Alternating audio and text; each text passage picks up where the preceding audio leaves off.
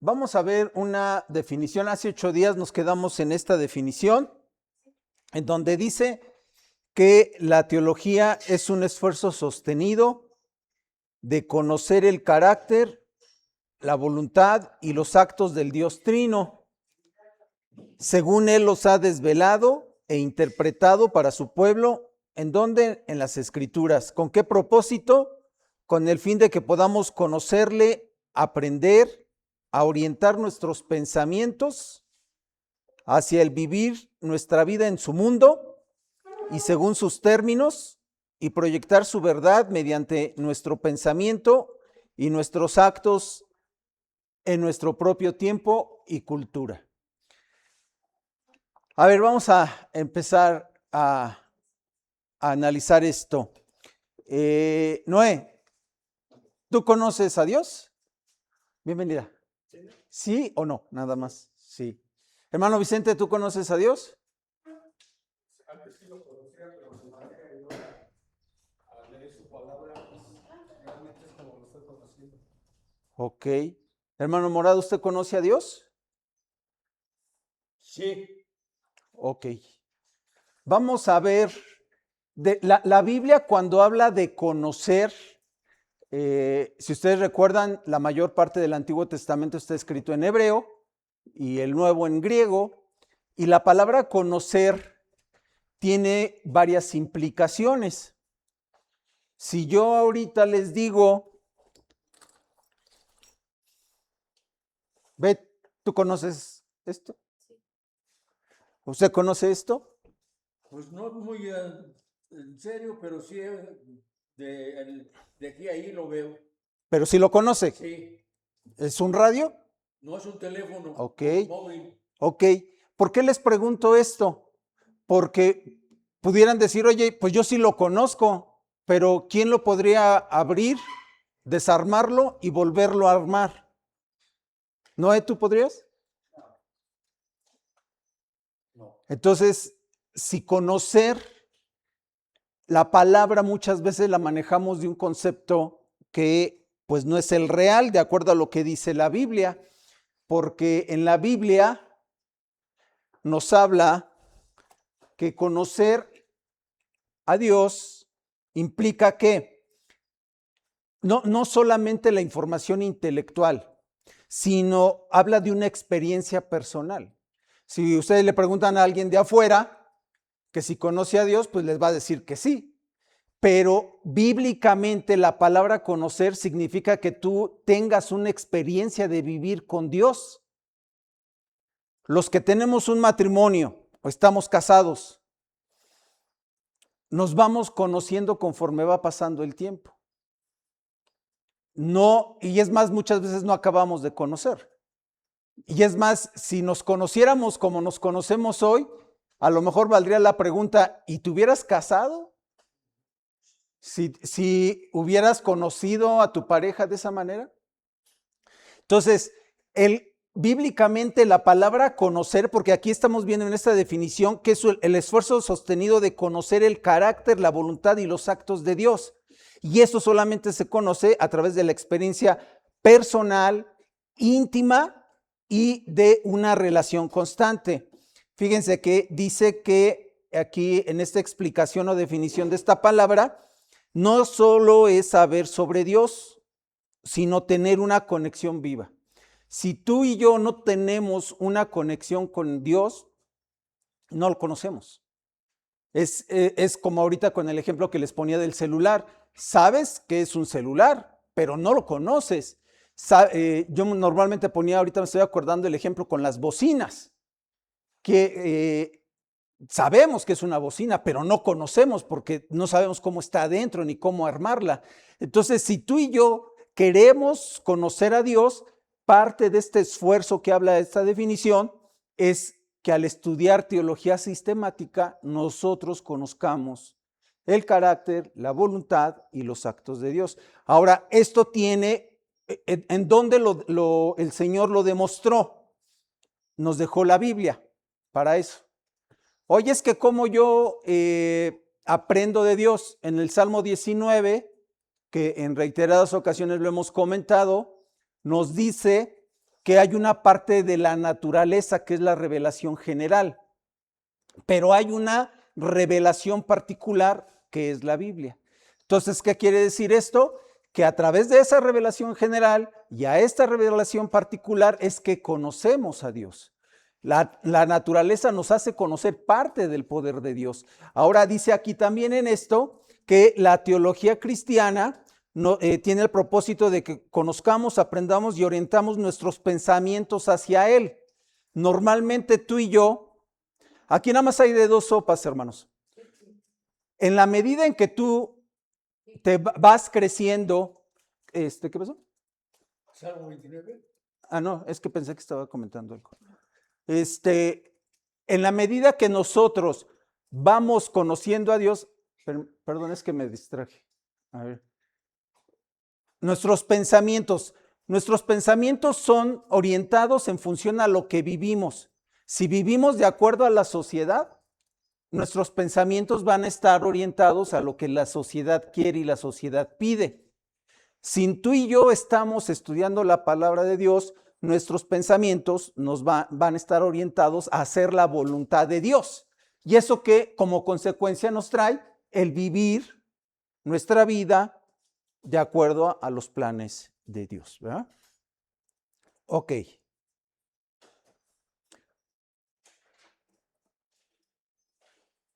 Juan terminó de escribir el Apocalipsis aproximadamente en el 98 después de Cristo. Se cierra el canon.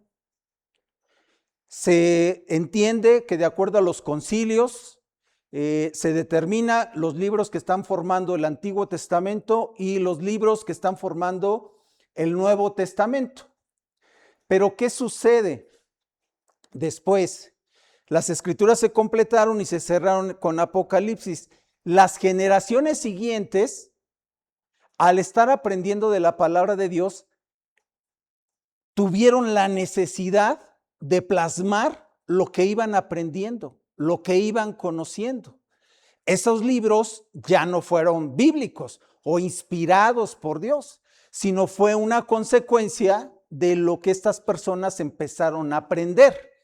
Ya no formaron parte de la Biblia porque no fueron inspirados, pero las generaciones siguientes empezaron a escribir sobre esta verdad. La entendían, iluminados por el Espíritu Santo, y al entenderla, entonces empezaron a escribir. Vamos a ver algunos, simplemente para que ustedes conozcan, y algunos nombres. Fíjense que es bien importante, hermanos, que nosotros vayamos conociendo a lo largo de la historia de la iglesia cristiana a las personas que tuvieron una doctrina correcta, porque hay muchas personas en la historia y actualmente que se dicen ser cristianos, pero su doctrina no es bíblica. Cuando escuchas y tienes un conocimiento de la palabra, te empiezas a dar cuenta que no está de acuerdo a lo que dice. Entonces, por eso es importante ir conociendo nombres, ¿verdad? De alguna manera nos va ilustrando. Algunos autores más relevantes y sus volúmenes, por ejemplo, está el Didaché. ¿Qué es el Didaché? ¿Qué quiere decir esta palabra? La enseñanza de los 12 discípulos. Este fue uno de los primeros escritos que se hizo después de que terminó el canon de la Biblia. Los discípulos, con lo que habían aprendido del Señor, empezaron ellos a escribir para que ayudara a la iglesia a que supiera qué era lo que estaba diciendo, interpretando la Biblia. Dice, la Didaché, cuyo nombre completo es la enseñanza de los 12 apóstoles, es un antiguo manual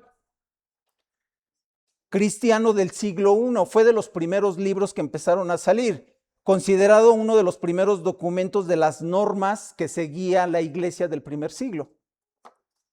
Instruía sobre la moral, el bautismo, la Eucaristía y la organización comunitaria, sirviendo como guía de conducta para los primeros cristianos. Por ejemplo, la información que hemos estado viendo de teología sistemática, si ustedes recuerdan en la primera sesión, yo les traía los 2 volúmenes que estamos usando para estudiarlo. Esas teologías sistemáticas de Gruden y de Maggio no son inspirados por el Espíritu Santo. Las escribieron los hombres que conocían y aprendieron, lo plasmaron ahí para que la iglesia conociera.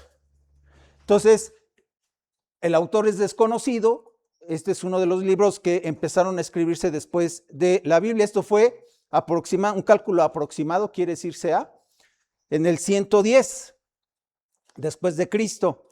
Irineo, por el 120, 202, escribió este libro que se llama Demostración de la Predicación Apostólica. Clemente de Alejandría escribió la Estrómata. ¿Qué es la Estrómata? Es un mosaico, quiere decir mosaico, estrómata. Dice, porque se trata de una gran variedad de temas. Se enfoca en la perfección de la vida cristiana, iniciándose en la completa sabiduría. Estos son, como decíamos al principio, algunos escritos que empezaron a salir al principio de la iglesia para instruir. Hay unos nombres medio raros como este, ¿verdad? Orígenes, otro hermano, por allá del 184, su escrito sobre los primeros principios. Gregorio de Nacioceno escribió los 5 discursos teológicos. Agustín escribió el Esquiridión. ¿Qué es el Esquiridión? Habla sobre la fe, la esperanza y el amor, y es también un manual. Lo escribe así en otro idioma. ¿Alguien sabe de dónde era Agustín? ¿De dónde era Agustín? No, hermano. Sí, pero ¿de dónde? ¿De qué lugar de África? Ay, sí se lo saben. No. Agustín de Hipona es la ciudad de África. ¿A poco no sabían? Cipriano, ¿de dónde era? Cipriano de Valeria. ¿Y Casiodoro, de dónde era? De Reina. Si hubieran venido el viernes, lo hubieran sabido. Casiodoro de Reina se le puso así porque venía de una ciudad que se llamaba Reina, Villa de Reina. Y Cipriano venía de una ciudad que era Valera. Hay muchos nombres que a nosotros decimos es el apellido. Pues vamos a decir que técnicamente sí, pero era normalmente nombrado del lugar en donde nacieron. Entonces, Agustín de Hipona escribió este libro que habla, que es un manual, es un tratado sobre la piedad cristiana y destinado a ser un modelo para instrucción cristiana. Juan de Damasco escribió la exacta exposición de la fe ortodoxa. Pedro de Lombardo, los 4 libros de sentencias. Esto es simplemente información para que ustedes la conozcan. Tomás de Aquino escribió Suma Teológica. ¿Qué?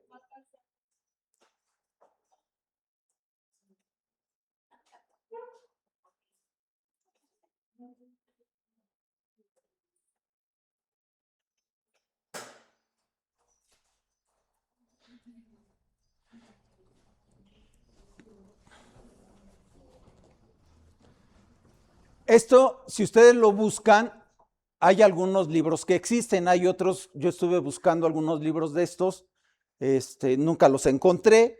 Si los llegan a encontrar, pues léanlos, ¿no? Estúdienlos.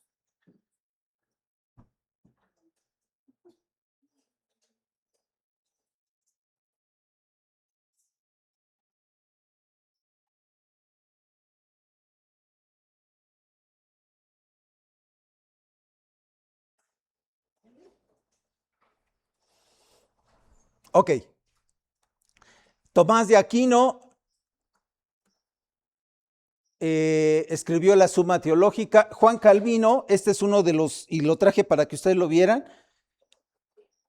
Este original escribió de la Institución de la Religión Cristiana. Este libro pues escribió, dice ahí, en el 1509, originalmente en francés. Y bueno, si alguien lo quiere estudiar, lo puede adquirir y es algo que les va a ayudar mucho.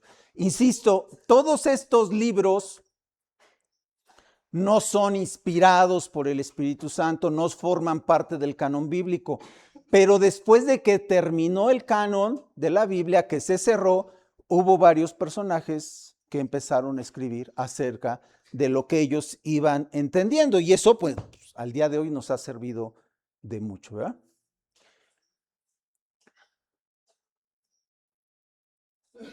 Aquí hay algunos cristianos famosos, Thomas Watson también, o John Dick.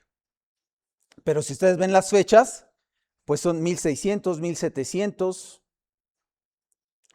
muy lejos. Ok, ¿por qué estudiar teología? ¿Por qué nos interesa estudiar teología? ¿En qué quedamos que era teología? El estudio de Dios. ¿Por qué estudiarla? ¿O para qué estudiarla? Porque como vamos a estar estudiando teología, pues nos debe de quedar claro para qué lo queremos hacer. Ok, porque ya nos dimos cuenta que no lo conocemos. Decimos conocerlo, pero no lo conocemos. ¿Y qué es la vida eterna? El estar con el Señor Jesucristo. Juan 17:3, ¿qué es la vida eterna? Conocerlo a Él. Entonces dice la Biblia que si la vida eterna es conocerlo a Él y yo no lo conozco, entonces yo tendré vida eterna. Ahí se las dejo de tarea.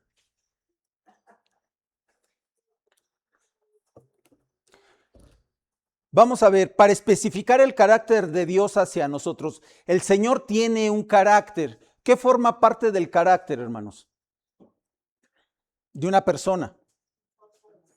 Su manera de ser, la moral, si es alegre, si es contento, la educación, cualidades, atributos, características, por qué se enoja, qué le agrada, qué no le agrada. Todo eso forma el carácter, ¿verdad? Bueno, uno de los motivos para estudiar la teología es que conozcamos lo que le agrada a Dios, lo que no le agrada, qué tiene Él preparado para sus hijos, para los que no son sus hijos, para contemplar el despliegue de sus atributos. Hermano Jorge, uno de los atributos de Dios, ¿cuál sería?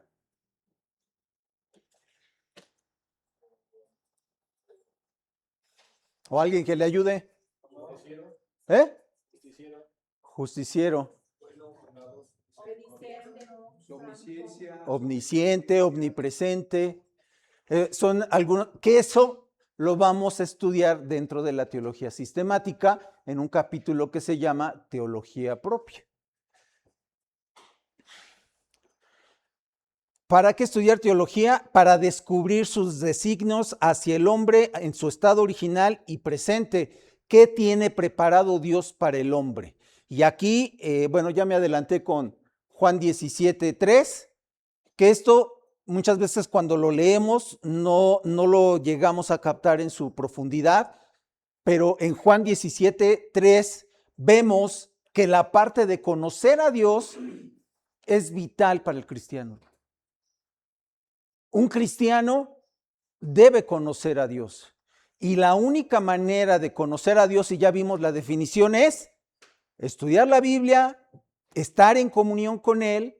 No se trata solamente, no quiere decir que sea malo, pero muchas veces encerramos el cristianismo a actividades. Vengo al servicio, vengo a la clase, leo mi Biblia, hago oración. Está bien, pero conocer a Dios es estar en comunión con lo que Él ha establecido en su palabra. Ahí al estudiar su palabra nosotros vamos a saber lo que no le agrada y lo que le agrada. Y Él empieza a transformar nuestro corazón. Romanos 12:2. Hermano Morado, busca Romanos 12:2. Espera, y ahorita lo lees. Mateo 22:37. Segunda de Timoteo 2:15. Y primera de Pedro 3:15, por favor. Ahorita vamos a ver algunos designios que el Señor, déjenme poner aquí, vámonos a Romanos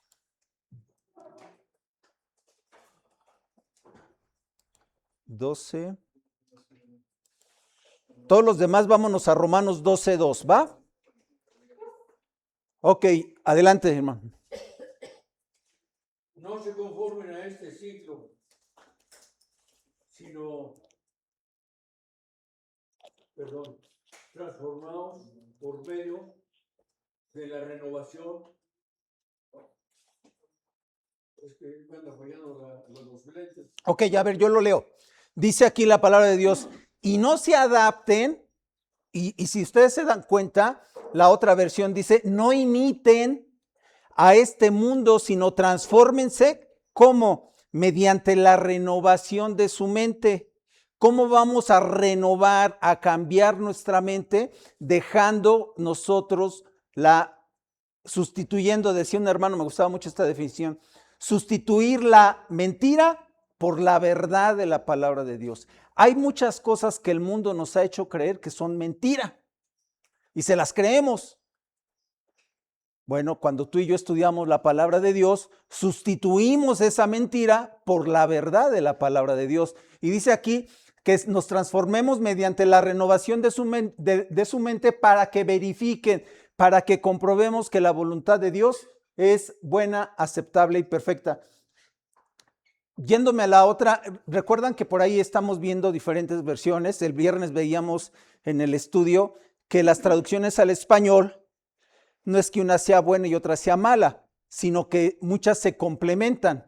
En esta versión de la Nueva Traducción Viviente, nada más hay que cuidar que venga la traducción de los originales. Y por ejemplo, esta Nueva Traducción Viviente viene de los originales. Dice, no imiten las conductas ni las costumbres del mundo. A eso nos está llamando el Señor. Dice, más bien, dejen que Dios los transforme en personas nuevas al cambiarla su manera de pensar. Entonces aprenderán a conocer la voluntad de Dios. Que eso es lo que estamos haciendo ahorita. Aprender a conocer la voluntad de Dios. Porque no la conocemos.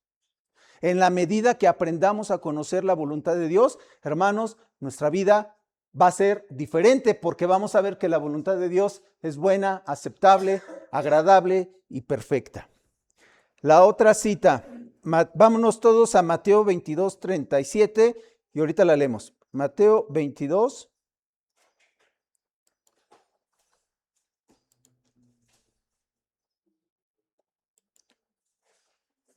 37. ¿Cómo se llama la aplicación? Esta, Gateway. Gateway. Aquí está, mira. Bible Gateway. Ok, adelante. Y él le contestó, amarás al Señor tu Dios con todo tu corazón y con toda tu alma y con toda tu mente. Ese es el principal mandamiento. Díganme, ¿quién de nosotros hace eso? Y es el primero. Entonces, si yo no hago los mandamientos de Dios, ¿cómo se le llama eso de acuerdo a la Biblia? Pecado. Es pecado. ¿Y el pecado qué provoca con mi relación con Dios? Entonces, yo soy bueno, puro y pulcro, y yo no peco, yo no hago nada malo. Si dice, el primer mandamiento y el principal dice que debo amar al Señor con todo mi corazón, alma y mente, y no lo hago, ya de entrada, ¿están de acuerdo que cuando empezamos a dimensionar este tipo de conceptos, hermanos, se nos empieza a quitar de la mente que yo de bueno no tengo nada? Y el mundo con su mentira me engaña. La Biblia, la verdad de Dios, me quita esa mentira. Yo no soy bueno. Yo no defino. ¿Quién define el concepto de bueno, hermanos? Y ahí está. La sociedad tiene otro concepto, ¿no? La sociedad define lo bueno de otra manera, no bíblica. Ahí depende de ti y de mí a quién le hacemos caso, ¿verdad? Ahora, déjenme adentrarme aquí un poquito. Dice, ¿qué significa amar a Dios? Espérenme, ya me hice.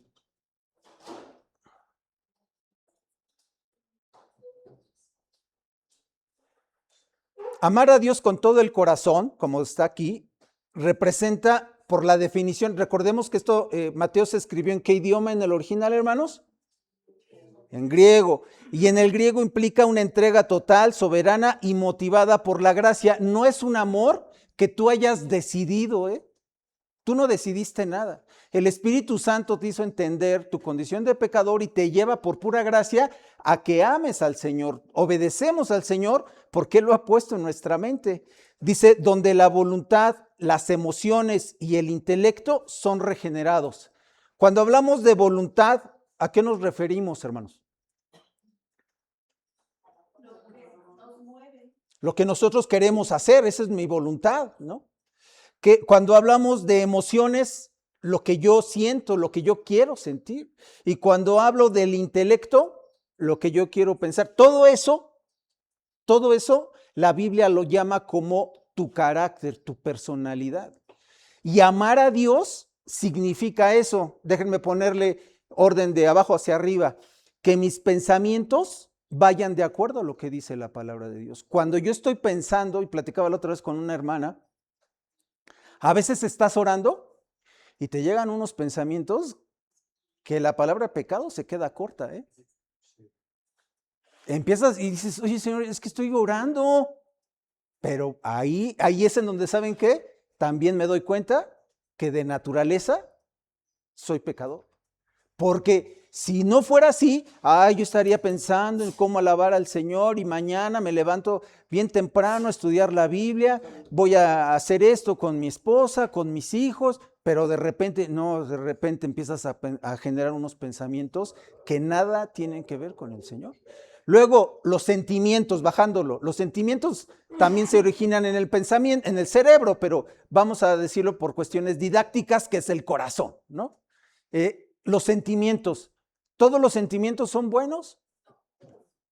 No, ¿verdad? Entonces, también lo que sentimos tiene que ir de acuerdo con lo que estábamos leyendo de amarás al Señor con todo tu corazón, con toda tu mente y con todas tus fuerzas. Es que yo me enojé con mi esposa porque A ver, dice que todo ese sentimiento, con el sentimiento que tienes, ames al Señor. ¿De esa forma amas al Señor ofendiendo a tu esposa? Entonces es un sentimiento que no debes de tener. ¿Me explicó? Si los sentimientos que muchas veces defendemos, es que yo lo siento así, pues eso no quiere decir que esté bien. Hay que pasarlo por el filtro de la palabra de Dios. Entonces son los pensamientos, el sentimiento y la voluntad, ¿no? Que eso se traduce hacia afuera. Los pensamientos no lo ven, los sentimientos no se ven, pero la voluntad, las acciones, la conducta, eso es lo que refleja. ¿Qué deseamos hacer? ¿Qué atributo le damos para hacer algo? ¿Qué debe de tener? Disposición. Que me guste. ¿Y qué aborrezco? ¿Y qué no hacemos? Lo que aborrezco. Y muchas veces, ¿qué deseamos? Lo que no es bueno, ¿no? Lo que está prohibido. Hay hasta canciones, ¿no? Que o engorda o no sé qué dice la canción, pero siempre tendemos a querer estar haciendo cosas que no son agradables. Esa es otra evidencia de nuestra naturaleza pecaminosa. Y esa es la lucha de todos los días, ¿no? Que nuestra naturaleza nos lleva a estar deseando cosas que no. Y que aborrezcamos lo que Dios aborrece. ¿Y cómo conocemos eso? Pues estudiando la Biblia. Aquí hay mucho más, pero bueno, ya no nos vamos a profundizar más en el tema, pero vean las implicaciones de un solo versículo, ¿eh? Este es teología exegética, lo que estamos haciendo. Estudiando un texto, casi palabra por palabra, punto y coma, ¿no? A eso se le llama teología exegética, que ahorita, si nos da tiempo, vamos a llegar a eso. Segunda de Timoteo 2:15. A ver, vámonos todos a Segunda de Timoteo 2:15. Y ahorita lo leemos. Segunda de Timoteo 2:15. Ok, adelante. diligencia, presentarte a Dios aprobado, como obrero que no tiene de qué avergonzarse, que maneja con precisión la palabra de verdad. Ok. ¿Cómo es un obrero que no tiene de qué avergonzarse según este texto? ¿Que está cumpliendo con lo que le mandaron? No. Según este texto, ¿qué es un buen obrero? Que no tiene de qué avergonzarse.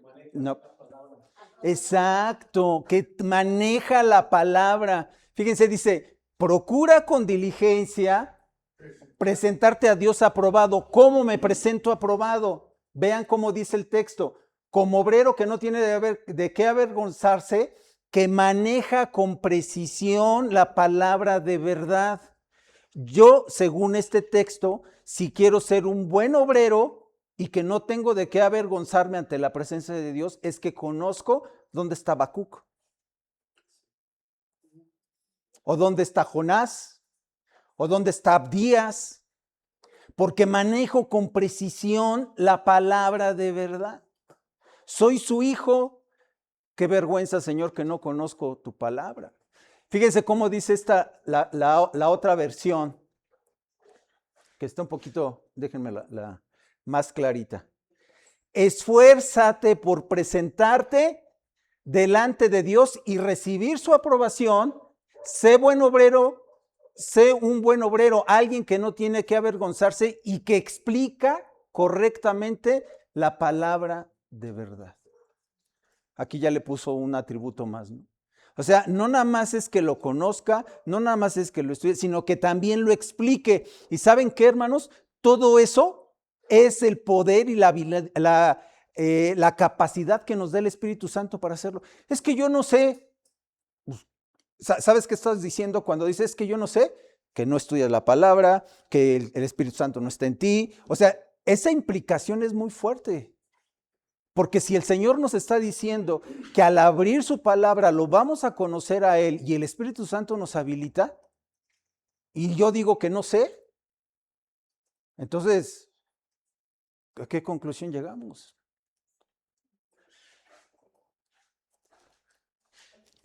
Ok. Primera de Pedro 3:15. A ver. Sino santificad a Dios el Señor en vuestros corazones y estar siempre preparados para presentar defensa con mansedumbre y reverencia. Ante todo Él os demande razón de la esperanza que hay en vosotros. Déjense, las leo en esta otra versión. En cambio, adoren a Cristo como el Señor de su vida. Si alguien les pregunta acerca de la esperanza que tienen como creyentes, estén siempre, hermanos, siempre preparados para dar una explicación. Más adelante creo que viene, ahorita que veníamos para acá, vi el nombre de una iglesia que ostenta Iglesia Cristiana, Dios es amor. Sí, la Biblia dice eso, ¿no? Que Dios es amor. ¿Y cómo es el argumento que muchas veces queremos hacer? Oye, es que Dios te ama. Yo recuerdo la respuesta que me dio una persona que me dice, pues qué padre, yo también me amo. O sea, ¿qué? O sea, creemos nosotros que diciéndole a la gente que Dios le ama, y sí lo puede hacer, pero fíjense, nuestro concepto está mal orientado. Y el juicio y el infierno, no, es que no hay que decirle eso porque suena muy agresivo y que no sé qué. El Señor nos da sabiduría para hablar de la palabra de Dios. Y dice que siempre estemos preparados. ¿Qué le podemos decir al Señor? Oye, es que yo no estoy preparado. Y la Biblia, hermanos, es fuerte, nos confronta con nuestra situación. ¿Tú estás preparado para que en este momento tú salgas y te encuentres a una persona y le expliques y manejes con precisión la palabra? ¿O crees tú que lo estás haciendo? Porque fíjate, es más juicio el que salgas a predicar algo que está mal entendido, a que mejor te quedes callado. Por eso es bien importante conocer la palabra de Dios. Y ahí cuando dice en el texto anterior que dice que para que no avergoncemos a Dios, muchas veces el no saber, pues no conocer, lo avergonzamos al hablarle a la gente. Yo estoy con una persona y precisamente en esta semana me dijo, pero si Dios me ama, ¿por qué tengo esto? Porque tiene muchos problemas. Tengo esto, tengo lo otro, tengo lo otro. Híjole, y habrá que decirle, ¿verdad? El por qué tiene los problemas. También son consecuencias de que no creemos. Consecuencias del pecado. Ahora, el texto ahí en particular está hablando que de la vergüenza de nosotros, de no manejar con precisión la palabra de Dios, ¿no? Realmente el Señor nos llama a estar siempre atentos. ¿Ven por qué es importante? Y es lo que estamos viendo ahorita, la importancia de estudiar teología. El otro texto, vámonos a Isaías. Isaías 40.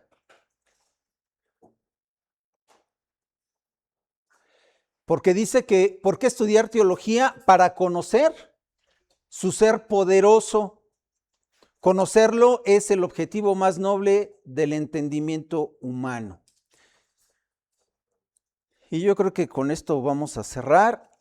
Vámonos a Isaías 40. Y vamos a leer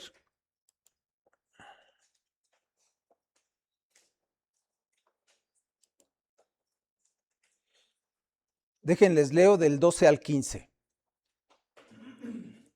Como ustedes tienen su versión, para hacer más enriquecedora la clase, lo voy a estar leyendo en esta otra versión.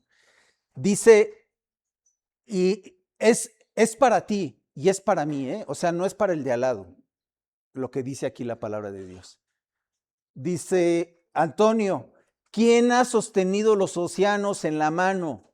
¿Quién ha medido los cielos con los dedos? ¿Quién sabe cuánto pesa la tierra o ha pesado los montes y las colinas en una balanza? ¿Quién puede dar consejo al Espíritu del Señor?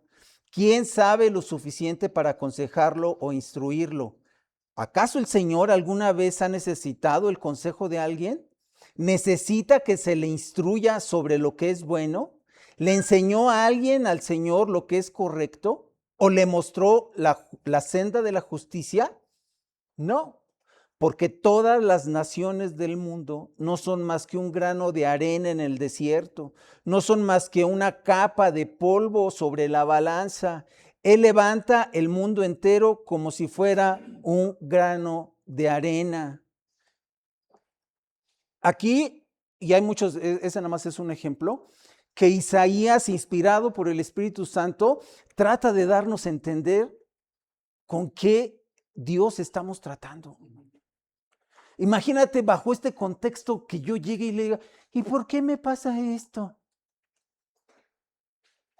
Fíjense, el 21, del 21 al 23. ¿Acaso no han oído? ¿No entienden?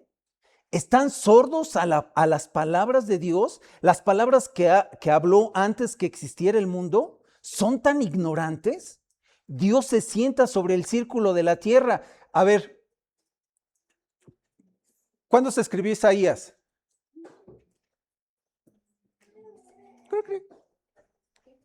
¿Cuándo se escribió Isaías?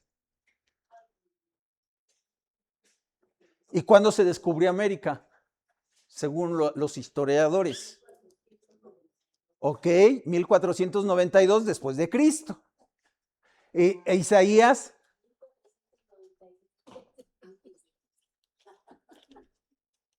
$700 años antes. 700. ¿Y cuándo empezaron a decir, la tierra no es plana? Cuando descubrieron América, ¿no? Fue cuando, no, sí, no es plana. Sí, descubrieron el otro continente. La Biblia 700 años antes de Cristo decía que era un círculo. Aquí está diciendo, Dios se sienta sobre el círculo de la tierra. Si supieran que al estudiar la Biblia, que era redonda, no necesitaban pasar tantos siglos. Otra, y creo que esto ya también se los he comentado, ¿con qué cubrieron el Moisés de Moisés? Con brea. ¿Qué es el brea? Brea, ¿Qué es brea? Es un derivado del petróleo. ¿En dónde estaban? en el río, ¿Pero qué país? En Egipto. Ah, pues en ese lugar hoy hay pozos petroleros, porque a un abusado que estudió la Biblia dijo, oye, si había brea así en la superficie, ¿qué no habrá dentro?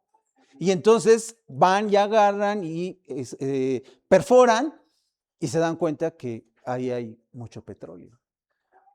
O sea, son cosas que a lo mejor pasamos desapercibidas, hermanos, pero nos damos cuenta que la palabra de Dios trae sabiduría tremenda, ¿verdad?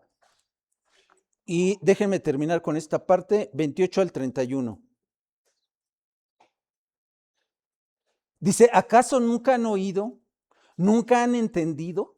El Señor es el Dios eterno, el creador de toda la tierra. Él nunca se debilita ni se cansa. Nadie puede medir la profundidad de su entendimiento. Él da poder a los indefensos y fortaleza a los débiles. Hasta los jóvenes se debilitan y se cansan, y los hombres jóvenes caen exhaustos. En cambio, los que confían, los que esperan, dice la Reina Valera, creo, ¿no? Los que esperan en el Señor encontrarán nuevas fuerzas, volarán alto como con alas de águila, correrán y no se cansarán, caminarán y no se desmayarán. Esta palabra de confiar y esperar, en el hebreo, hermanos, da una implicación que tú te envuelves en la palabra de Dios, te cobijas en la palabra, como cuando tienes mucho frío y agarras la cobija. Esta palabra de confiar y esperar tiene esa implicación que te envuelves en la palabra de Dios. Y así vas caminando en la vida. ¿Tú crees, hermano, que cómo crees que vas a enfrentar la vida así? Con gozo, con alegría, habrá cosas difíciles.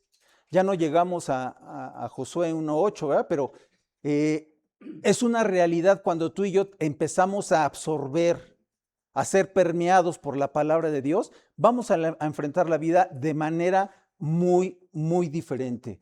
Y aquí, en esta parte que estamos conociendo, ¿por qué estudiar teología? Esto es lo que, como consecuencia de estudiar teología, deberíamos de llegar a ser, hermanos. Para conocer su ser poderoso, conocerlo es el objetivo más noble del entendimiento humano. No vivamos vidas miserables, hermanos. Tenemos un Dios poderoso que si nos sometemos a Él, seguramente encontraremos bendición.